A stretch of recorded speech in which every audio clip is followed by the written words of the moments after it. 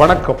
உலகின் அழகான நாடு, வளமையான நாடு, ஐரோப்பிய நிலப்பரப்பின் வாய்ப்புகளுக்கு வாயில் திறக்கும் நாடு சுவிட்சர்லாந்து டாவோஸ் நகரில் வல்லமைமிக்க உலகின் தலைவர்கள் ஆண்டுதோறும் ஒன்று கூடும் வேர்ல்ட் எக்கனாமிக் ஃபோரம் அரங்கில் தி ரைஸ் அமைப்பினுடைய 13வது உலக மாநாடு நடக்கிறது. 40 நாடுகளின் வெற்றி தமிழர்கள் வருகிறார்கள். அவர்களோடு இணைவோம், வாருங்கள், நாம் சந்திக்கலாம் டாவோஸ் நகரில். நன்றி, வணக்கம்.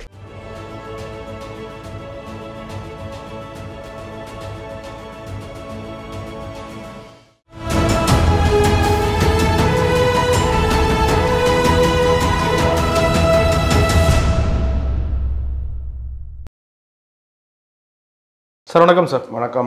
இந்த ஆண்டிற்கான பட்ஜெட் தாக்கல் செய்யப்பட்டிருக்கிறது தமிழ்நாடு சட்டமன்றத்தில். இந்த பட்ஜெட்டை ஒட்டுமொத்தமாக எப்படி பார்க்கணும்? இது வந்து ஒரு மிக சிறப்பான பட்ஜெட்.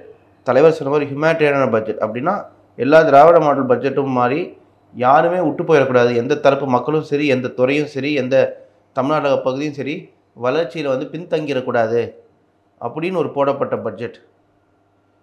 இந்தியாவே பார்த்து பாராட்டுற பட்ஜெட். பாஜகவால் கூட இந்த பட்ஜெட்டை வந்து குறை சொல்ல முடியவில்லை. அப்பேற்பட்ட பட்ஜெட், மிக சிறப்பான பட்ஜெட். இது வந்து இந்த பட்ஜெட் வந்து தமிழ்நாட்டை வந்து தமிழ்நாட்டில் இருக்கிற நம்ம முதலமைச்சர் சொல்லுவார், மாநிலங்களோட நம்ம ஒப்பிடக்கூடாது, வளர்ந்த ஐரோப்பா நாடுகளோட ஒப்பிடணும். அந்த நாடுகளோட ஒப்பிட்டு அவங்களோட சமூக பொருளாதார குறியீட்டில் தமிழ்நாடும் அவங்களோட சமமாக இருக்கிறதுக்கு கொண்டு செல்லக்கூடிய தொலைநோக்கு பார்வை உள்ளடங்கிய பட்ஜெட் இது. பட்ஜெட்டில் இருக்கிற முக்கியமான சிறப்பு அம்சங்களை அதை பார்க்கணும். பட்ஜெட்டே சிறப்பு, ஒவ்வொரு விஷயமும் சிறப்பு அம்சம். இதில் மிக முக்கியமான விஷயம் என்னென்னு வந்து பார்த்திங்கன்னா, டிரான்ஸ்ஜெண்டர்ஸ் அவங்களுக்கு வந்து இலவச கல்வி, டியூஷன், ஹாஸ்டல் எல்லாமே. அது வந்து மிக மிக ஒரு என்ன சொல்கிறது, ஒரு சிறப்பு அம்சம். அதை வந்து வெளிநாட்டிலே பாராட்டுறாங்க. சரிங்களா? இதுக்கு வந்து இதுவும் நம்ம எல்லா திட்டங்களும் தமிழ்நாடு தான் இந்தியாவுக்கு முன்மாதிரியாக இருக்குது. ஸோ இந்த திட்டமும் இந்தியாவுக்கு முன்மாதிரியாக இந்தியாவுக்கு கொண்டு வந்து இந்த தமிழ்நாடு எப்பயும் போல் விளங்குது. திருநங்கைகளுக்கு உயர்கல்வியில் இலவச கல்வி அப்படின்ற மாதிரி சொல்லியிருக்காங்க. முழு செலவையும் அரசே ஏற்கும் அப்படின்னு சொல்லியிருக்காங்க. அதை எப்படி பார்க்க? அதான் சொன்னேன், அவங்களுக்கு எல்லா லெவல்ஸ்லையுமே வந்து ஃப்ரீ எஜுகேஷன். அதான் இப்போ நான் உங்களுக்கு சொன்னேன், டிரான்ஸ்ஜெண்டர்ஸ்னு சொன்னது. அது ஒரு பாயிண்ட். ரெண்டாவது வந்து பார்த்திங்கன்னா, இந்த பட்ஜெட்டில் வந்து படிப்புக்கு கொடுத்த முக்கியத்துவம் அதை நம்ம புரிஞ்சுக்கணும். சரிங்களா? இந்த பட்ஜெட்டில் ரொம்ப சிறப்பு அம்சம்னு பார்த்தா எஜுகேஷன். ஏன்னா எஜுகேஷன் தான் ஈக்குவலைசர். ஈக்குவலைசர்னால் என்ன? நீங்கள் வந்து இப்போ பணக்காராக பிறந்திருக்கலாம், ஏழையாக பிறந்திருக்கலாம், உயர்ந்த ஜாதியில் பிறந்திருக்கலாம், கீழே பிறந்திருக்கலாம், சமூகத்தில் மேலே இருக்கலாம், சமூகத்தில் கீழே இருக்கலாம். ஆனால் படிப்புன்னு ஒன்று இருந்ததுன்னா நீங்கள் வந்து எல்லாத்துக்கும் சமமாயிருவீங்க. இப்போ சுந்தர் பிச்சை கூகுள் சிஇஓவாக இருக்கார், உலகத்திலே ஒரு முக்கியமான ஆள். ஆனால் சென்னையில் அவர் ஒரு நடுத்தர குடும்பத்தில் பிறந்தவர் தான். ஆனால் இப்போ world's most influence person. So அது எதனால் வந்தது? படிப்புனால. ஸோ அதனால் படிப்புன்னு ஒன்று கொடுத்தோம் அப்படின்னா யாராக இருந்தாலும் சரி, ஒரு கிராமத்தில் இருக்கவங்களே சரி, ஒரு நல்ல சிறந்தான கல்வி கிடச்சி பிஹெச்டி வரைக்கும் போனாங்கன்னா அவங்க வந்து வேறு இடத்துக்கு போகலாம். ஸோ அதனால் படிப்பு முக்கியம். சரிங்களா? நம்மளால் வந்து அவங்களோட பிறப்பை மாற்ற முடியாது, ஆனால் படிப்பு இருந்தால் அவங்களோட எதிர்காலத்தை மாற்றலாம். அதனால தான் எல்லா திட்டங்களுமே வந்து படிப்பை நோக்கி இருக்குது. அது வந்து குறிப்பாக மகளிர் பெண்கள் முன்னேற்றத்தில் திராவிட கட்சிகள் செஞ்சதில் நிறைய பங்கு இருக்குது. அது நீதி கட்சியில் ஆரம்பித்து, அதுக்கப்புறம் திராவிட கழகம், பெரியாரோட எழுத்துக்கள், அதுக்கப்புறம் திராவிட முன்னேற்ற கழகம், கலைஞரோட ஆட்சியில் தான் 89 வந்து பெண்களுக்கு சம உரிமை சொத்தில் வழங்கப்படணும் அப்படின்னு ஒரு திட்டமும் வந்தது. அதுலேருந்து ஆரம்பித்து நம்ம தலைவரும் பார்த்திங்கன்னா பெண்களுக்கு ஏராளமான திட்டங்கள். ஆட்சிக்கு வந்தோடனே முதல்ல வந்து இலவச பேருந்து பயணம், அதனால் அவங்களுக்கு 800லேருந்து மாதம் 1000 ரூபா மிச்சமாகுது. அது வந்து அவங்க குடும்பத்தை செலவு பண்ணுறாங்க. போன பட்ஜெட்டில் என்ன நம்ம கொண்டு வந்திருந்தோம் அப்படின்னு வந்து பார்த்தா, மகளிர் வந்து கல்லூரியில் சேர்றவங்களுக்கு 1000 ரூபாய். மகளிர் கல்லூரியில் அரசு பள்ளியில் படித்து கல்லூரியில் சேர்ந்து 1000 ரூபாய். இந்த திட்டம் ஏன் கொண்டு வந்தோம்? ஏன்னா தமிழ்நாட்டில் கல்லூரி சேர்க்கை குறியீடு இந்தியாவிலே அதிகமாக இருந்தாலும் 52%, இந்தியாவோட ஆவரேஜ் 27%, அதோட டபுளாக இருந்தாலும் அரசு பள்ளியிலேருந்து மகளிர் கல்லூரியில் சேர்றது கொஞ்சம் கம்மியாக இருந்தது. அதை ஊக்குவிக்கிற விதமாக நாம் வந்து அவங்களுக்கு இன்சென்டிவ்ஸ் கொடுத்தோம், 1000 ரூபாய். இதனால் என்ன ஆச்சுன்னா என்ரோல்மெண்ட் 50% உயர்ந்தது. இது அரசு கல்லூரிகளில் அரசு பள்ளியில் படித்த மகளிரோட என்ரோல்மெண்ட் 50% உயர்ந்தது. இப்போ அந்த ஸ்கீமை கவர்மெண்ட் எய்டட் ஸ்கூல்ஸும் கொண்டு போயிருக்கோம். அதே மாதிரி அரசு பள்ளியில் படிக்கிற மாணவர்களுக்கும் எடுத்து போயிருக்கோம். ஏன்னா அரசு பள்ளியில் யார் படிப்பா? கொஞ்சம் கம்மி வருமானம் வாங்குறவங்க தான் தனியார் பள்ளியில் படிக்கிறதோட. ஸோ அவங்களுக்குலாம் உதவிடுற விதமாக இந்த திட்டத்தை நம்ம கொண்டு வந்திருக்கோம். அதே மாதிரி காசுக்காக ஒருத்தரும் தமிழ்நாட்டில் படிக்காமல் போயிடக்கூடாது அப்படிங்கிறதுக்காக அரசு பள்ளியில் படித்தவங்களுக்கு ஐஐடி, என்ஐடி, எய்ம்ஸ் போன்ற ஒன்றிய அரசு கல்லூரியில் அட்மிஷன் கிடைச்சா தமிழ்நாடு அரசு அவங்க செலவை ஏற்றுக்கும், முன்னாடியே சொன்னது. ஆனால் இந்த தடவை என்னென்னா 2500 கோடி 1,00,000 மாணவர்களுக்கு கடன் வழங்குறதுக்கு தமிழ்நாடு அரசு ஒதுக்கி வச்சிருக்கு. ஏன்னா காசு இல்லாமல் அவங்க படிக்காமல் போயிடக்கூடாது, படித்து முடிச்சதுக்கப்புறம் இந்த லோன் அடைச்சிக்கலாம் அப்படின்னு. அது ஒரு சிறப்பு அம்சம். அதே மாதிரி இந்த தடவை நீங்கள் பார்த்துருப்பீங்க 1000 பேர் அந்த ஐஏஎஸ் ஐபிஎஸ் ட்ரைனிங் மட்டும் முன்னாடி அனௌன்ஸ் பண்ணோம். இப்போ வந்து பேங்க் எக்ஸாம் போன்ற மற்ற 2 ஒன்றிய எக்ஸாம் ட்ரைனிங்க்கும் தமிழ்நாடு அரசே அவங்க செலவு பண்ணி ட்ரைனிங் கொடுக்குது. அது ஒரு சிறப்பு அம்சம். அதான் நீங்கள் சொன்ன மாதிரி ஃபுல்லாக கம்ப்ளீட்டாக இலவச படிப்பு அட் ஆல் லெவல்ஸ். ஸோ யாருமே நம்ம விட்டு போயிடக்கூடாது அப்படின்னு நம்ம பார்த்து தான் பண்ணுறோம். அதே மாதிரி இன்னொரு முக்கியமான விஷயம் என்ன, இப்போ நீங்கள் கல்லூரியில் சேர்த்து இவ்வளோ பண்ணியாச்சு சரியா, கல்லூரியில் சேர்ந்து எக்ஸல் ஆகணும்னா ஸ்ட்ராங் ஃபவுண்டேஷன் வேணும், கரெக்டுங்களா? ஸ்ட்ராங் ஃபவுண்டேஷன் வேணும்னா உங்களுக்கு என்ன தேவை, கட்டமைப்பு தேவை. ஸோ அரசு பள்ளி தான் நம்ம கண்ட்ரோலில் இருக்குது. அரசு பள்ளியோட கட்டமைப்பை சரி செய்யறதுக்காக எண்ணற்ற திட்டங்கள், புது அரசு பள்ளிகள் கட்டுறதுக்கு, ஆல்ரெடி இருக்க அரசு பள்ளியோட திறனை மேம்படுத்துறதுக்கு, அதே மாதிரி ஸ்மார்ட் கிளாஸ் ரூம்ஸ், ஆயிரக்கணக்கான ஸ்மார்ட் கிளாஸ் ரூம்ஸ் உருவாக்குறதுக்கும் இந்த பட்ஜெட்டில் திட்டங்கள் அமைந்திருக்கின்றன. பட்ஜெட்டே வந்து பார்த்திங்கன்னா நம்ம 40,000 கோடிலேருந்து இந்த வருஷம் 44,000 கோடி பட்ஜெட்டாக இன்க்ரீஸ் பண்ணியிருக்கோம். இது ஸ்கூல் எஜுகேஷன் பட்ஜெட்டை. அதே மாதிரி காலேஜ் எஜுகேஷன் பட்ஜெட்டை வந்து நம்ம ஒரு 6,800 crores 8,200 crores இன்க்ரீஸ் பண்ணியிருக்கோம். அதுவுமே வந்து பேசிக் இன்ஃப்ராஸ்ட்ரக்சர்ஸை இம்ப்ரூவ் பண்ணுறதுக்காக. அதே மாதிரி இன்னொரு விஷயம், வேலை வாய்ப்பை அதிகமாக கொடுக்குறது. இப்போ வந்து காலேஜுக்கு போக வேண்டாம், 10th முடித்தோடனே ஒரு 2-3 years படிச்சுட்டு வேலைக்கு போகணும் அப்படின்னா ஐடிஐ. நமக்கே தெரியும் ஐடிஐ வந்து ஒரு பெரிய பேக் போனாக இருந்தது சரிங்களா, வேலை வாய்ப்பு உருவாக்குறதுல, கரெக்ட்? ஸோ இப்போ ஐடிஐ கரிக்குலம்லாம் 60s 70s இந்த கரிக்குலம் மாதிரி தான் இருந்தது. அது நம்ம ஆட்சி வந்தோடனே அந்த ஐடிஐ மாடர்னைசேஷன் எடுத்தோம். இப்போ வந்து 45 ஐடிஐஸை வந்து ஃபுல்லாக மாடர்னைஸ் பண்ணி இப்போ இருக்கிற technologies, artificial intelligence, machine learning, industry 4.0க்கு தகுந்த மாதிரி அதை மாடர்னைஸ் பண்ணுறோம். ஏன்னா அப்போ தான் இப்போ நம்ம இண்டஸ்ட்ரி கொண்டு வரோம், அவங்களுக்கு நம்ம வேலைவாய்ப்பு உருவாக்கணும் சரிங்களா. அப்போ இருக்க 70களில் படித்தது படித்தா போதாது, இப்போ இண்டஸ்ட்ரிக்கு என்ன தேவையோ அது சொல்லித்தரணும், அதுக்காக மாடர்னைஸ் பண்ணுறோம். அதே மாதிரி 111 கோடியில் 11 ஐடிஐ உருவாக்குறதுக்கும் திட்டம் கொண்டு வரப்பட்டிருக்கு. ரெண்டாவதாக நான் போனேன்னா வறுமை ஒழிப்பு. அது நீங்களே கேட்பீங்கன்னு பார்த்தா நீங்கள் கேட்கல, அது நானே பேசிக்கிறேன். மல்டி டைமென்ஷனல் பாவர்ட்டி நித்தி ஆயோகோட ரேங்கிங் படி தமிழ்நாட்டில் தான் ரொம்ப கம்மி, ஒன்லி 2.2%. குஜராத் எது 100ல் வெறும் 2 பக்கம் தான் ஒரு மல்டி டைமென்ஷனல் பாவர்ட்டியில் தமிழ்நாட்டில் இருக்காங்க. குஜராத்தில் 100ல் 20 பேர், இங்கோட 10 மடங்கு அதிகம். உத்தரப்பிரதேஷ் பிஹார்லாம் போவார், அது 20-30 மடங்குன்னு இருக்கும். ஸோ அந்த மல்டி டைமென்ஷனல் பாவர்ட்டி இவ்வளோ கம்மியாக இருந்தாலும் நம்ம முதலமைச்சர் என்ன நினைக்கிறாரு, இந்தியாவில் இருக்க மற்ற மாநிலத்தை நான் ஒப்பிட மாட்டேன், ஸ்வீடன், நார்வே, சுவிட்சர்லாண்டெலாம் வறுமை கோட்டு கீழே இருக்காங்களா, யாருமே இல்லை.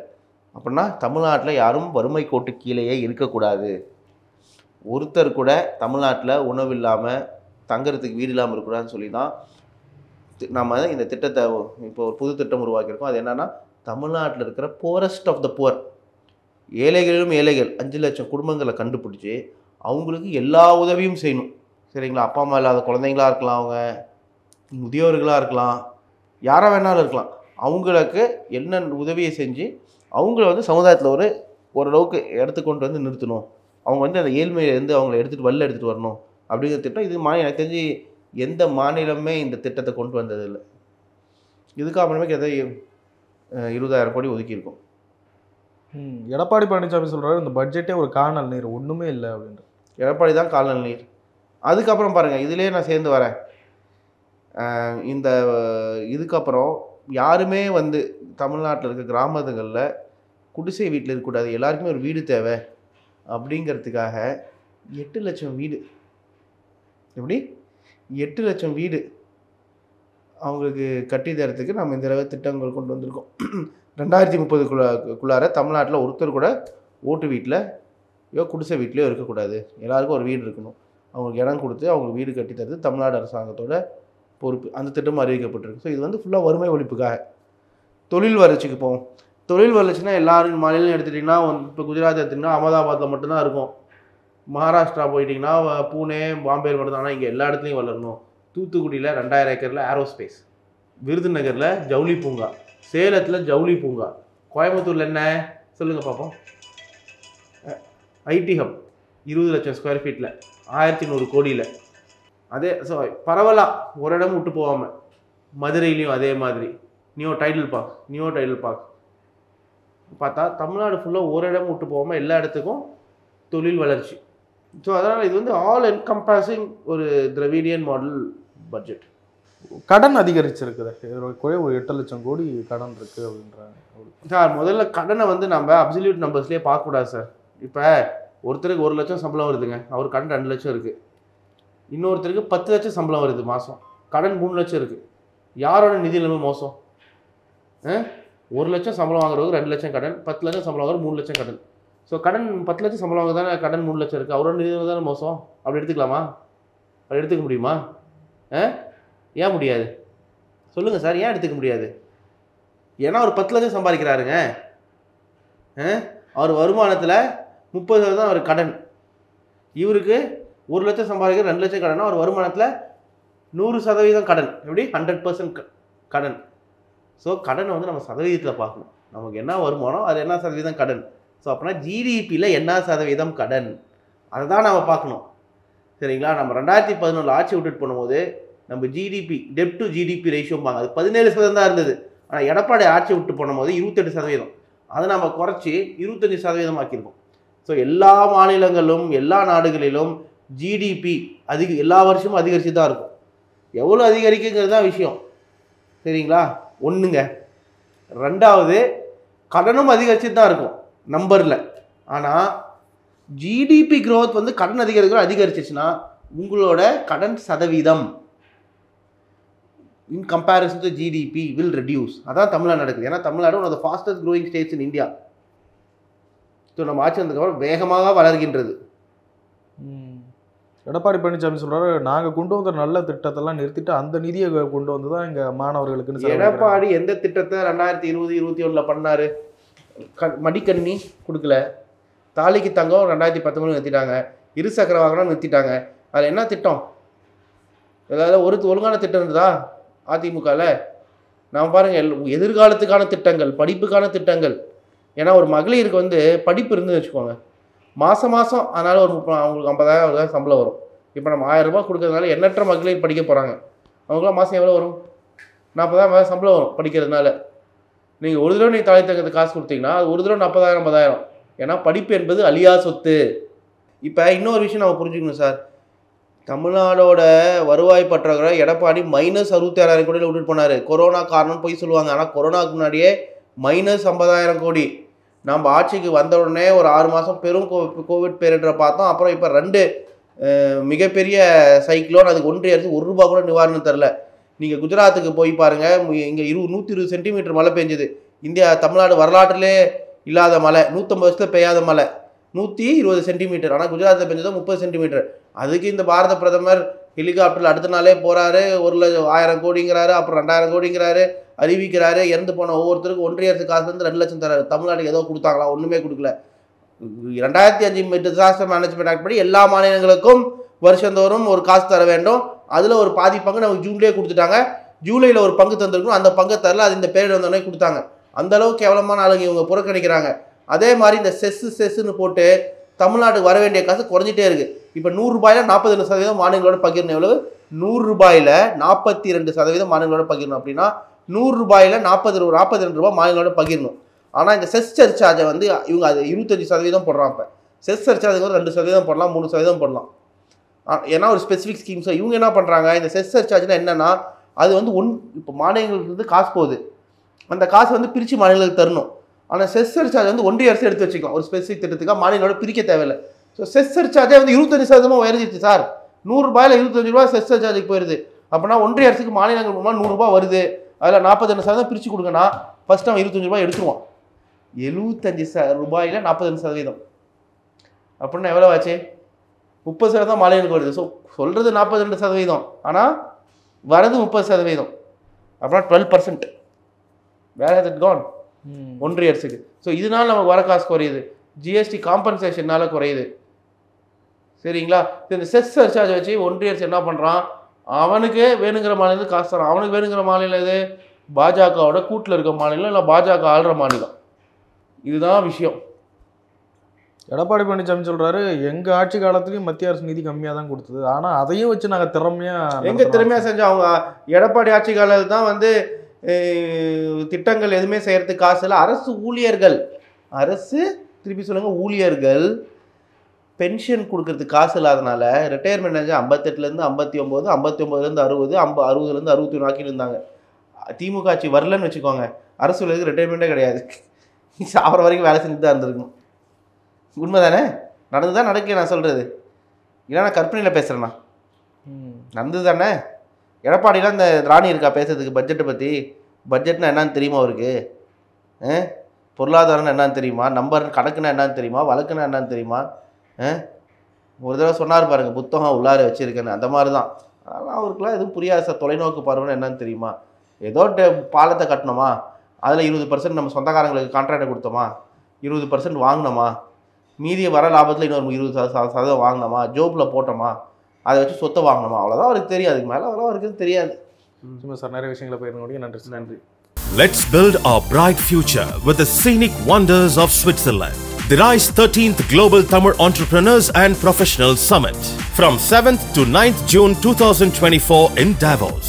Let's join with the global Tamils at the renowned Davos Congress Center. Register now at www.tamilrides.org. Contact us at 91500 60032.